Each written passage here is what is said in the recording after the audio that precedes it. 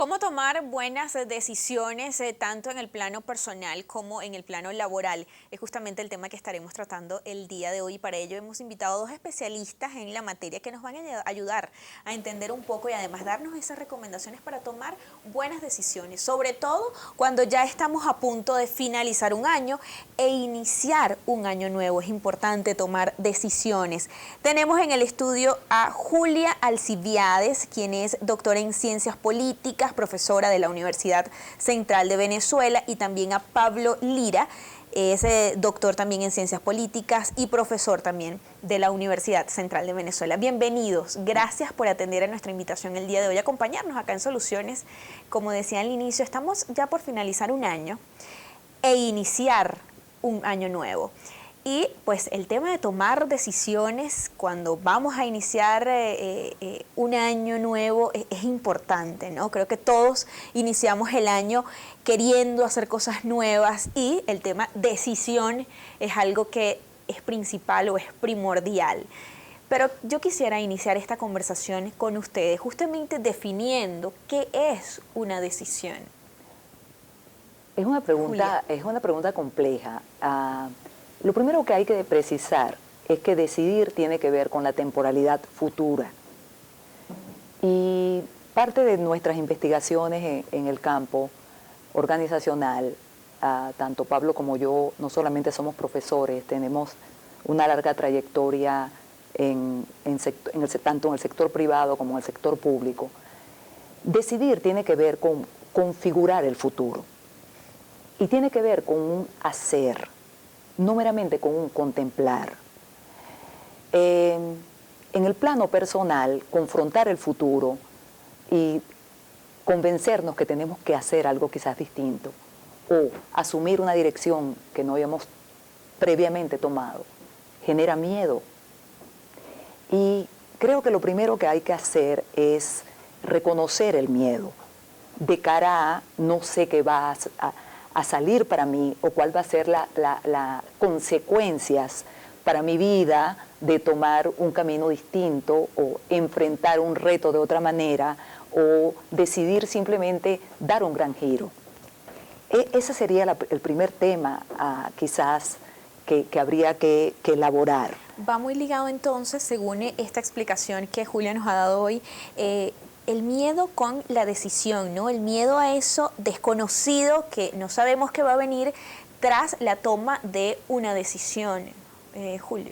Pablo, perdón. Sí, bueno, buenos días, muchas gracias de nuevo por estar aquí presente contigo y con ustedes Pablo. también.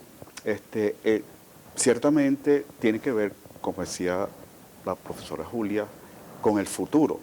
Y también genera o abre el camino del miedo. Sin embargo, es importante también, aquellos que van a tomar decisiones, estar claro de cuál va a ser su decisión, inclusive, ¿por qué no delinearla como quisiera yo estar en ese futuro?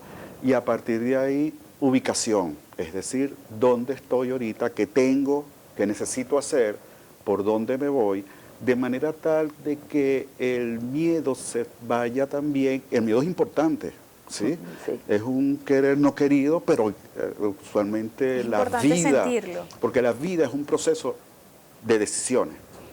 En ese sentido, cuando uno como ser humano lidia, procesa, trabaja el futuro, es importante entonces delinear cómo quiero estar allá, para luego verme en el presente y ver qué me falta, qué necesito hacer. Y ahí uno va definiendo entonces, pudiera uno pasando del miedo al reto, ¿sí? Y a la emoción del querer, queriendo con información procesada por uno. Pero ¿cómo afrontar ese miedo y que esa sensación o ese sentimiento, esto que sentimos, no nos frene ante la toma de una decisión importante para nuestras vidas? Julia. Claro, retomando lo que dice Pablo, hay un término contemporáneo muy interesante, generado en el pensamiento sobre por qué y cómo el Japón cambió. Primero tenemos que tener una visión de futuro. Antes que objetivos y metas, que son más tangibles o medibles, hay que tener lo que llaman los institucionalistas contemporáneos, como Amartya Sen, muy importante Amartya Sen, hay que tener un plan de vida.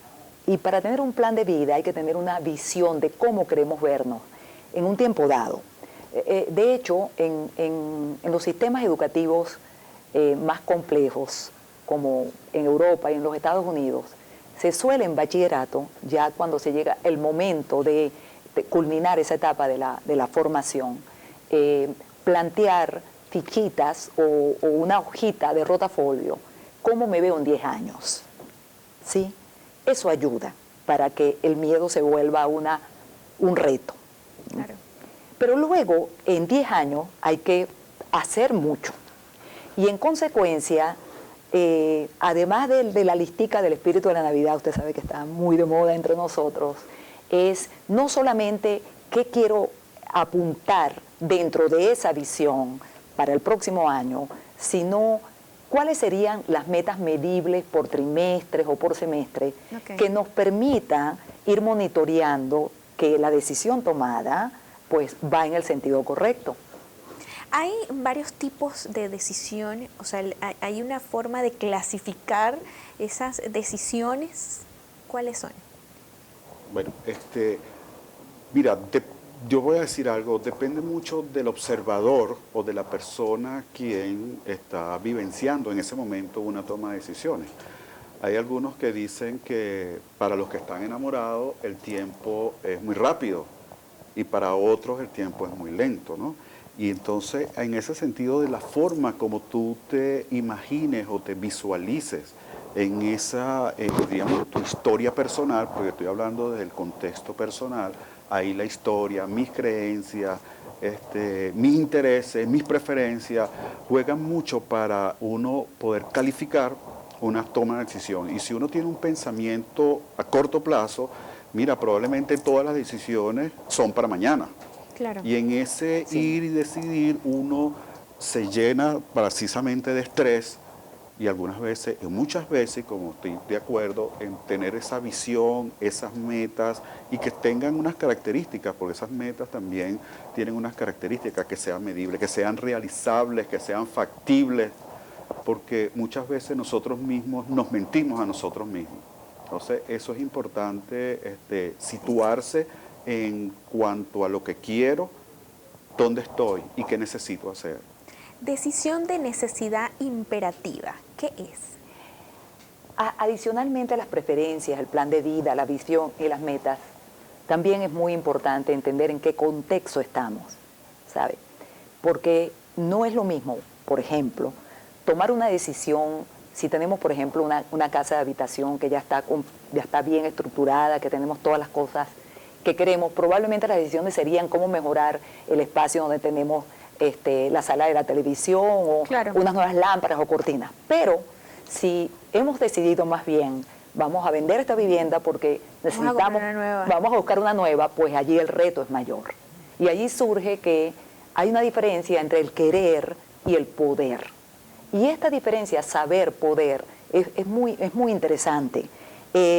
Surge, por ejemplo, cuando uno lee a Maquiavelo, un gran, porque él nos enseña que hay que poder evaluar, medir en qué contexto estamos, porque adicionalmente a lo que queremos y aspiramos está que nos permite las personas que nos rodean, las capacidades que podemos verdaderamente desarrollar y las oportunidades que verdaderamente están allí. Ese ejemplo que usted nos ha colocado de la compra de una casa, ¿cabe en el concepto de una decisión por esa necesidad imperativa? ¿Cabe perfectamente? Por supuesto. Esa y muchas más. Cuando hablamos del principio... Otro ejemplo, para que podamos entender y las personas que están ahí viéndonos en este momento puedan ubicar ese ejemplo en ese concepto. Sí, por supuesto hay decisiones imperativas, por ejemplo, en el contexto salud, cuando, digamos no sea el caso, uno está retado en salud y necesita tomar un curso de acción que muchas veces no nos gusta, es decir, llámese dieta, sustituir una intervención alimentos, quirúrgica, a lo mejor. una intervención quirúrgica. Es importante entonces ahí definir inclusive estar claro que si eso es el camino, pues uno es el primero, por aquello de por ejemplo, en campo de salud, de la viabilidad, de la capacidad de perdurar en el tiempo. Es decir, si tú no tomas unas decisiones personales en este mismo momento en cuanto a tu salud, ya sea tu alimentación, inclusive a tu educación, muchas veces nos detectan en alguna situación con respecto, para decirlo, con nuestros niveles de azúcar o grasa, y lo interesante ahí es educarse en qué consecuencias tiene eso. Decisiones aconsejables. ¿Qué es? ¿Qué son las decisiones aconsejables? Aquellas que requieren colocar la razón por encima de la emoción, los deseos o las apetencias. Fíjese, yo peso 40 kilos, ¿verdad? Y tengo el colesterol alto, ¿sí? Y la primera vez que me dijeron que tenía el colesterol alto, pesaba 43 kilos y medio. Yo pensé que estoy haciendo mal, ¿sabe? A mí me gusta comer casabe con queso. ¿Usted es oriental? Sí, sí, de Maturín. Sí, ¡Caramba! la sultana del Guarapique. Entonces somos dos de monaguenses, yo también soy del estado Monaga. ¡Ay, qué maravilla! Por eso ella dijo casabe, yo, ¡ey! Sí, Esto me suena conocido. me parece. Quiero decirle algo. Yo desde ese día me digo a mí misma, si eres buena, es decir, si hago la dieta estricta, si camino durante la semana, permítete casabe con queso el viernes en la noche. Esas son decisiones aconsejables. Claro. ¿Qué otro ejemplo podríamos colocar en este tipo de decisión? Sí, también hay muy probable, antes que la decisión, sugerencias para el decisor, que es lo aconsejable. Y eso estoy abriendo el mundo de lo ético. Algunas veces cuando tú vas a tomar una decisión, piensa en una decisión buena, sea, digamos, moralmente que sea buena, otra que tenga una pertinencia y beneficio para el todo, y lo que acaba de mencionar la profesora Julia Alcibiades, ponerle razón, ¿sí? Entonces cuando hablamos de lo aconsejable, si tuvieses A, B, C y D, sería lo mejor que hicieras esto. Exacto, lo ideal. Entonces, siempre es bueno, y quiero decir un mensaje aquí para nosotros, incluyéndonos, porque aquí uno parece que me siento que uno está señalando al otro que hagan mejores decisiones, pero aquí me señalo yo también. Exacto. Como venezolano, y hablando del contexto, muchos de nosotros, y lo tomo del profesor Roberto de Bris, nosotros como venezolanos muchas veces tomamos las decisiones, se lo dejamos a la suerte, el futuro se lo dejamos a la suerte. Es así. Otras veces se lo dejamos a lo metafísico, a lo más allá de lo físico, a lo espiritual, ¿sí? A aquellos que practican una u otra determinada secta o religión, pero se lo dejamos al más allá. A que el otro decida. ¿Perdón? A que el otro decida. A que otro del universo decida, y por tercero uno puede entonces como venezolano, sabes que antes de decidir escribe tu decisión, escribe qué es lo que tú quieres, ¿sí?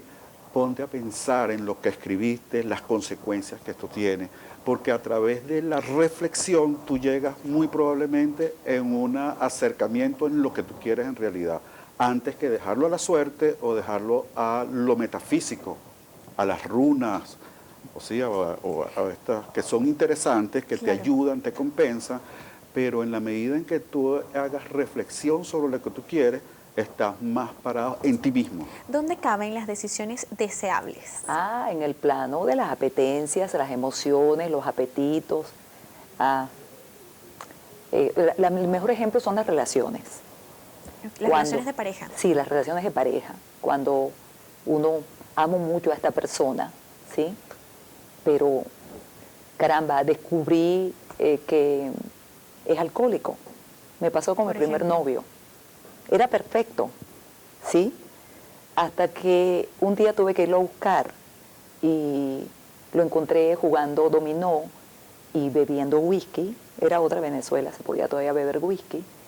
Y tenía otra manera de ser. Claro, ahí deseaba tomar una decisión en ese momento. Sí. Otro ejemplo que pudiéramos ubicar en este tipo de decisión, Sí, profesor. como decía, en el contexto personal, la deseabilidad se para en las preferencias, Sí. en los intereses, en mi historia personal, en cómo yo visualizo y en qué creo.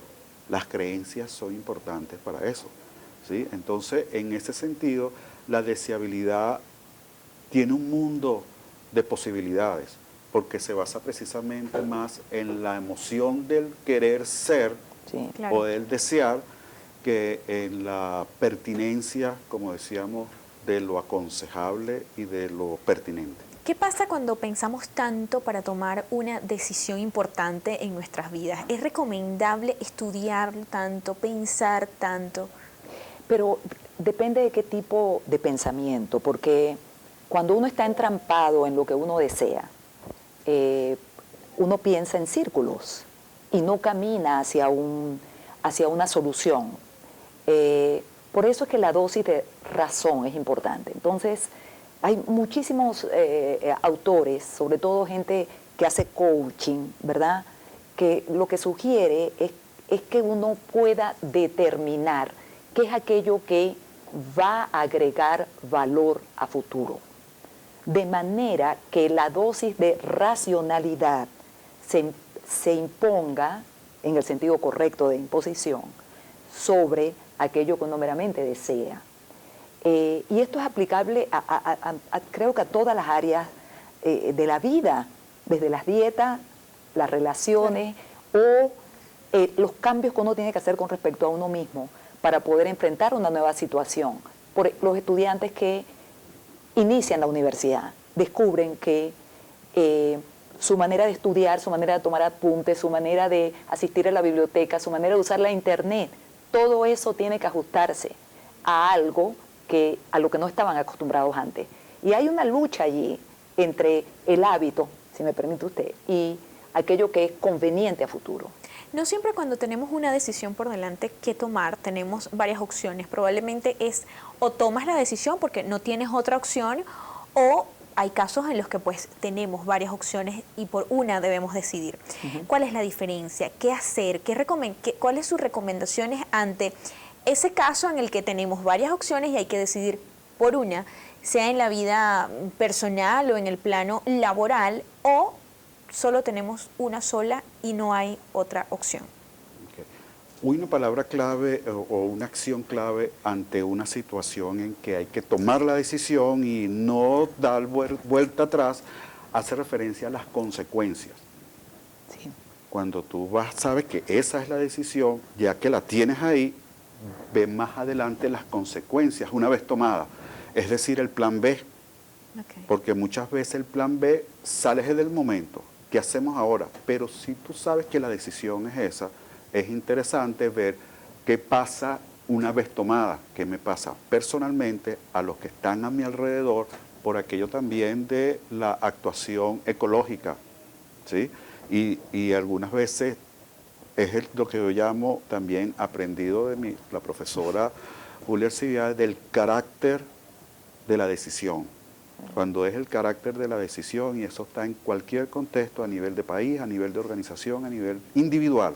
Sí. El carácter ahí es determinante para tomar la decisión y no solamente tomarla, sino inclusive pasar por ese proceso de resiliencia, es decir, asumir que estás en un proceso de crisis, resolver y evolucionar, no quedarte que resolviste el proceso, sino ¿Qué otros evolucionar. factores, profesora, son importantes tomar en cuenta a la hora de tomar una buena decisión? Hablábamos de las consecuencias, pero ¿qué otro factor es importante evaluar? Primero hay que decir que uno decide cuando hay al menos dos opciones. La noción de decisión surge de ese verbo, tanto en griego como en latín. Hay al menos dos opciones y de allí emerge la duda y probablemente el miedo y todo lo que ya hemos dicho, ¿no? Y cuando hablamos de las consecuencias de una decisión, es uno de los elementos porque aparece la temporalidad. Recordemos que tiene que ver con el futuro y el futuro es incierto y depende de lo que hagamos o dejemos de hacer. Entonces, hay un autor muy interesante del campo administrativo, el señor Barnard, que sugiere que uno debe evaluar cuál es el factor estratégico de la situación. Es decir, ¿qué es aquello que si uno controla la situación y por tanto las opciones que uno pueda sopesar y sus consecuencias? Entonces, Eso implica asumir el espíritu crítico de uno mismo, no del otro, porque nos tememos que en nuestro país se confunde la crítica a veces con la descalificación o con la dificultad que los demás tenemos para también actuar. La decisión tiene que ver con aquello que uno hace y con aquello que uno deja de hacer. Porque si uno toma el camino equivocado, probablemente, pues, al próximo año estaremos tomando decisiones más complicadas que las que estamos planteando hoy. ¿Qué configura una buena decisión, profesores? Ustedes tienen la respuesta. Es una pregunta, sus preguntas han sido muy pertinentes realmente, pero hay un modelo de toma de decisiones o una teoría decisoria. Pues hacen falta 4 cosas. Primero, tener un propósito, tener una finalidad, el comportamiento humano es finalista. De lo contrario, pues uno va como va viniendo, vamos viendo, que precisamente no es un buen modelo. No es recomendable. Luego hay que tener un criterio orientador para evaluar tanto las opciones que estamos considerando como sus consecuencias. Cuando uno va, por ejemplo, a un plano colectivo, hay varios métodos, pues. Uno puede hacer un modelo Delphi, uno puede complicarse, pues. Uno puede decir, ¿qué ocurriría si coloco todo el presupuesto de este ente en la opción A y no le dejo nada a la opción B? Entonces uno hace lo que se llama análisis de escenarios, ¿sí?, que permiten evaluar consecuencias. 3, hay que tener alguna regla decisoria, ¿sí? De hecho, hay que tener 2 tipos de reglas. Reglas que tienen que ver con lo que es factible, con lo que es medible, que suelen llamarse premisas fácticas, y otras que tienen que ver con la valoración, que está implícita a aquello. ¿Qué vamos a valorar más? ¿Construir, mudarnos de casa o cambiar todo el mobiliario? ¿Qué vamos a valorar más? ¿Comprarme un carro o cambiar a mi hijo de colegio y colocarlo en un gran colegio, pero que le va a implicar a la familia una erogación mucho más alta de la que estamos considerando hoy en día? Claro, puede dar buenos resultados a futuro. Claro. Entonces, ¿qué valoro más? ¿Tener un automóvil o que dentro de 10 años mi hijo pueda competir con cualquiera? Eso hay que interrogarse. Y luego hay que tener un criterio, normalmente de eficiencia, es decir, cómo logro más con el menor dinero posible, con el menor tiempo posible y con el esfuerzo que sea realmente factible de llevar a cabo. Entonces son los 4 elementos. Investigar, ¿no?, además, sobre esos escenarios en el cual debemos tomar alguna decisión, profesor. Por supuesto. La información es clave, sí, para el proceso decisorio. Y también la formación. Cuando uno va a una página web o algo que tiene que ver con esa situación, uno va como observador viendo la decisión de otra manera, se va enriqueciendo personalmente, y hay algo que también eso nutre el carácter, o sea, decir inclusive, para mí es una muy buena decisión, ¿sí? Pero la información, la formación, también lleva a la transformación de uno como persona cuando investiga, cuando reflexiona. No podemos dejar de lado el tema de las malas decisiones y pues ese sentimiento a lo mejor de culpa que podemos sentir cuando tomamos alguna mala decisión. ¿Cómo manejarlo? Bueno, en primer lugar, cuando uno toma o ha tomado una mala decisión, el hecho nada más de decir tomé una mala decisión es como un primer paso de la aceptación, porque muchas veces nos damos cuenta que la decisión no fue la mejor, tiene malas consecuencias, y lo primero que decimos que no es culpa mía, eso no fue culpa mía, y no aceptamos. Creo que un primer gran paso es el reconocer que nos equivocamos, que no lo hicimos bien, que la decisión no fue la más ni deseable ni aconsejable. Y a partir de ahí comunicar esa y hacer, decíamos, transparentemente, me equivoqué. Sí. El primer gran paso de una solución es el reconocer y aceptarse. Pero en la medida en que evadimos, decimos que no somos culpables, que el enemigo está afuera, pues en ese sentido lo malo se convierte en gigante. Claro. Y probablemente más adelante vamos a tener que tomar decisiones, como decíamos en anterior momento, que no hay de otra manera sino esa. Profesora. Sí, sabe, este es un elemento cultural, pareciese en nuestro país, que es proyectar la culpa en otro, ¿sabe? No me equivoqué yo, se equivocó fue el asistente, o no fue mi culpa, es que no llegó el metro a tiempo, no había taxi, ¿sabe? Entonces, como decía el doctor Lira, primero hay que reconocer, ya es aprender. Mire, uno de mis libros favoritos empieza con una dedicatoria al padre del autor. El autor dice: a mi padre, durante una crisis en mi juventud, me enseñó la sabiduría de la elección. Fallar y tratar es al menos aprender. Fallar por no tratar es sufrir la inestimable pérdida de lo que pudo haber sido. Esas son palabras muy sabias. Hermosas, además. ¿Verdad? Que nos dejan una gran enseñanza. Sí, ¿verdad? Es un libro que no se lee en nuestro país, ¿sabe? Y ¿Cómo se llama? El libro se llama Las funciones del Ejecutivo.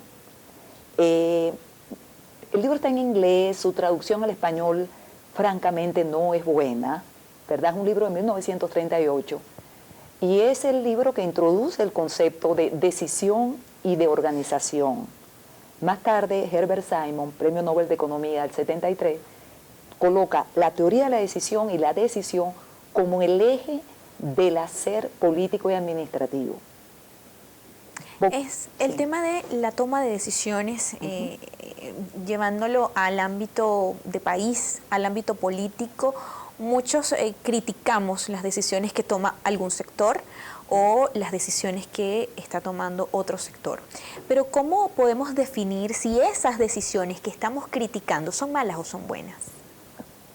Okay. Bueno, es importante en el proceso decisorio, hay 3 elementos guías, hasta ahora para mi entender, que hace referencia que en la decisión interviene la moral, una decisión buena, cuando es una buena decisión de lo que hemos conversado.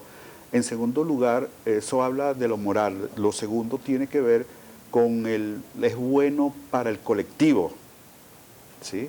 Es buena y la pertinencia es pertinente para el colectivo. Y en tercer lugar, entra lo que yo llamaría la razón bien entendida por ello para la decisión. Y en estos momentos puedo decir también de la combinación entre razón, emoción y hasta la intuición. Tiene su parte mágica en el proceso decisorio. Pero es importante considerar esos 3 elementos, ¿okay?, en la toma de decisiones.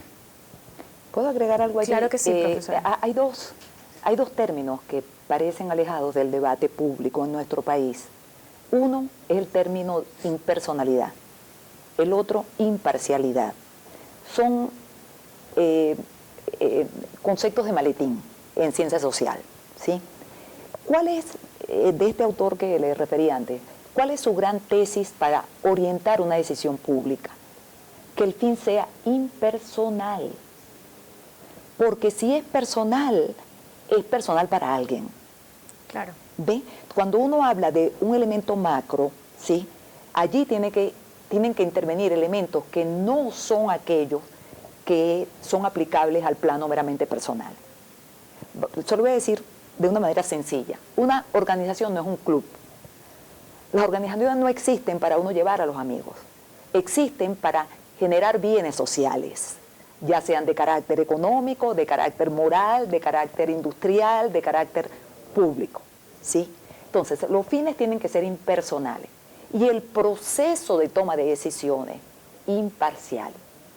Vale decir que si no me favorece, pues no debo mediar mi interés con respecto al proceso decisorio.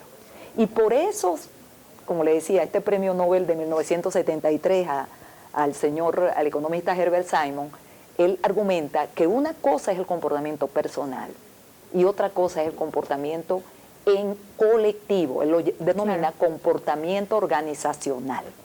Claro. Es verdad que hay valoraciones y es verdad que hay intereses, pero ¿cuál es el criterio para que prevalezca la presencia del ámbito colectivo en lugar de la presencia del ámbito personal o de grupo?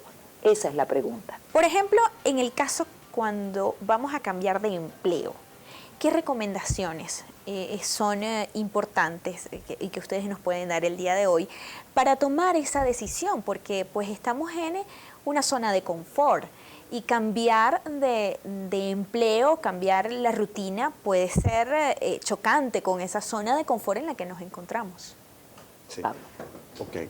Bien, una pregunta bien interesante en estos momentos, no solamente a nivel nacional, sino también a nivel internacional, dado muchos de venezolanos que se están yendo.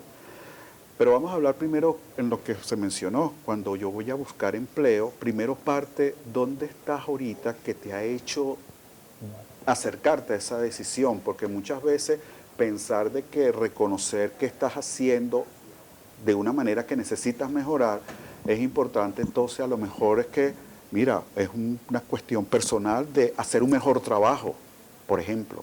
Pero si te llegas a tomar una decisión de buscar un mejor empleador, lo primero es armarte de tu propia información, que muchas veces tenemos una buena formación, pero la forma de presentarla, ya sea en lo que se denomina tu currículum, habla por ti muchas veces, y tu presencia cuando estás en una entrevista también habla mucho de ti. Y es importante entonces, de nuevo voy a la información de tus fortalezas, de tus áreas de mejora y qué oportunidades hay. Y en función de definir hacia dónde quieres ir, ¿sí?, buscar información previa, porque claro, muchas veces haces el salto y después cuando estás en esa situación ya no hay tiempo de volver a la anterior. Entonces es importante buscar información, preparar tu propia información y buscar entonces tu target, que llaman, hacia dónde quieres ir. Busca información de eso. Inclusive en estos momentos identifica, evalúa los beneficios que vas a tener allá, no solamente económicos o financieros, sino también muchas veces hay de misión de la empresa, porque muchas veces, oye, me gusta trabajar en una empresa de esa manera. Y también en este país las redes de contacto son clave. Las asociaciones, por ejemplo, en el área donde yo estoy, la Asociación Venezolana de Gestión Humana es clave. claro. Utilizar los medios sociales también, pero con una información tuya que valga la pena de que te llamen.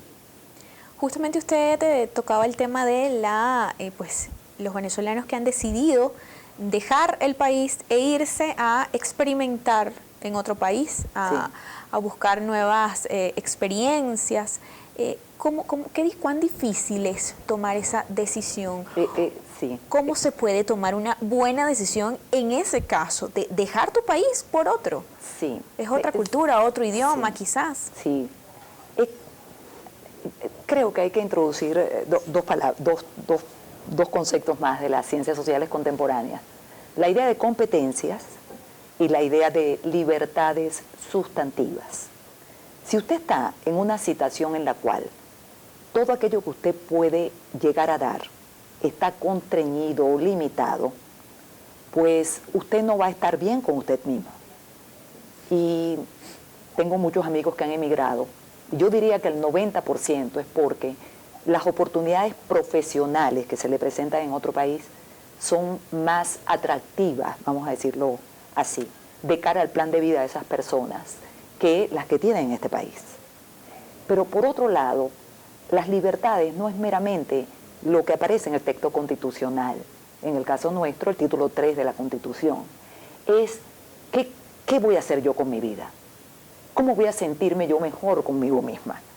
Y cuando uno descubre un determinado empleo o una determinada situación que, pues, uno está constreñido por dentro, aun cuando por fuera aparentemente uno tiene todas las oportunidades, allí es tu propio ser el que queda en interrogación. Y en consecuencia, si aparece otra oportunidad de uno poder ampliar qué proyección de uno mismo, como persona, como profesional, como ser, puede uno llegar a asumir, pues eso se convierte en muy atractivo. El problema es que cuando uno llega allá, yo viví muchos años en Estados Unidos, uno termina estando helado. ¿Sabe por qué? Claro. Porque uno no es un ciudadano en otro país. ¿Y crees en ese momento que has tomado una mala decisión? Puede ser. Sí, uno dice, sí, aquí tengo todas las oportunidades, pero no me hallo, Claro. ¿sabe? ¿Qué voy a hacer conmigo? Allá puedo opinar, allá puedo... aquí no, aquí meramente soy una gran técnico, pero no una gran líder o un gran jefe, y entonces ese balance es muy duro para la gente que migra. Claro. Son esas decisiones difíciles a las que muchos venezolanos en este momento se están sometiendo. ¿Qué recomendaciones nos dan para tomar una buena decisión en cuanto al plano de pareja? Divorciarse o iniciar una relación sentimental. Bueno, eso tiene sus fases, tiene sus procesos, tiene sus estadías. Muchas veces uno las aprende es después de la separación. Hay unas oportunidades muy interesantes cuando se hacen esos cursos prematrimoniales. Ajá. Bien interesante. Yo tengo la experiencia de familias de Venezuela que se llaman encuentros precisamente de parejas.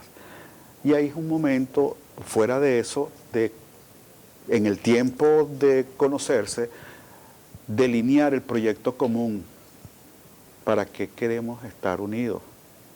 ¿Cuál es inclusive muchas veces cuando los que nos hemos casado por la iglesia, cuando uno reencuentra y relee lo que uno le dice a la novia ante todo y lo lee de nuevo, dice, wow, esto es grandioso, y no lo cumplí porque teníamos otros intereses de la fiesta.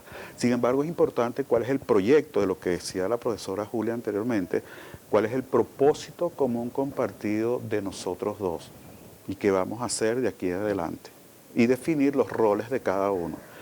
Ayuda bastante para situaciones difíciles reencontrarse con el proyecto común y en virtud de eso, dónde estamos y qué necesitamos hacer. El problema es que nosotros los venezolanos somos, con respecto a las parejas, mucho más emocionales que racionales, ¿verdad? Yo estoy casada con un gran hombre y tengo una hija.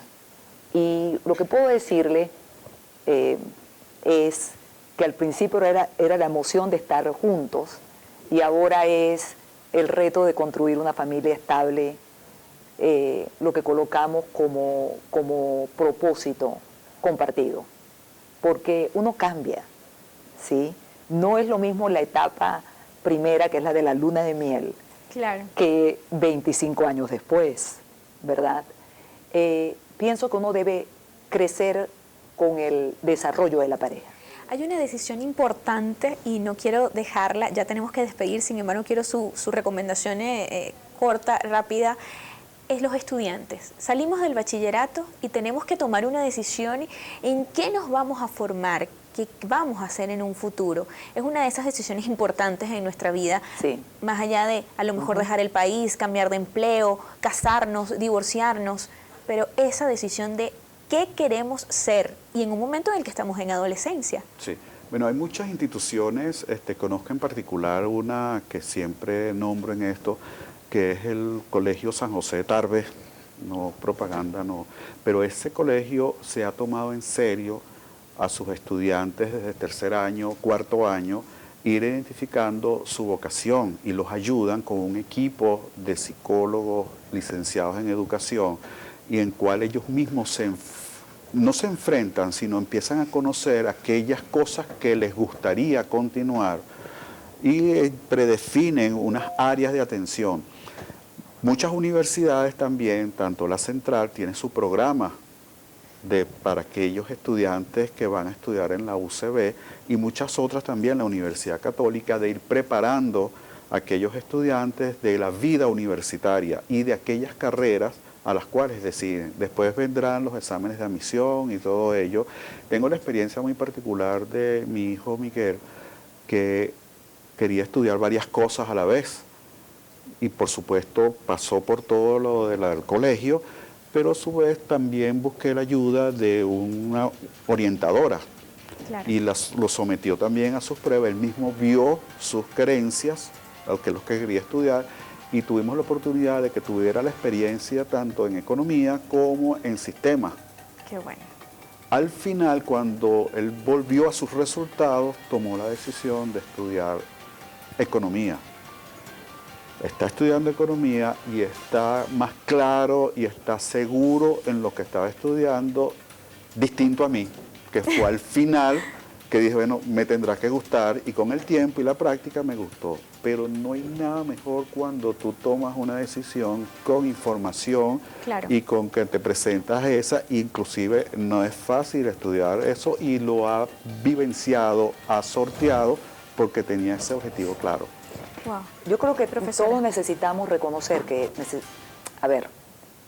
me expresé mal, todos necesitamos ayuda, ¿sabe? Y su pregunta es muy importante, sobre todo para todos los institutos y universidades públicas que por el recorte presupuestario quizás no pueden seguir apoyando a los estudiantes como quisieran. Todos necesitamos ayuda. Y a la hora de tomar una decisión que es importante para nosotros, hay que reconocer quizás que necesitamos de que alguien más pueda... Está allí para apoyarnos. Sí.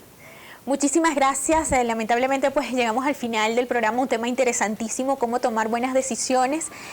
Tuvimos en el estudio a los profesores Julia Alcibiades, quien es doctora en Ciencias Políticas, profesora de la Universidad Central de Venezuela, y también a Pablo Lira, profesor de la Universidad Central de Venezuela, doctor en Ciencias Sociales. Muchísimas gracias por habernos acompañado el día de hoy. A ustedes también, esperemos que estas recomendaciones funcionen. Voy a tomar rapidito: propósito, criterio, analizar los escenarios, analizar las consecuencias, valorar y tener información en cuanto a esa decisión que vamos a tomar. Nos vemos el día de mañana. Que descansen, que la pasen chévere en lo que va de día. Chao, chao.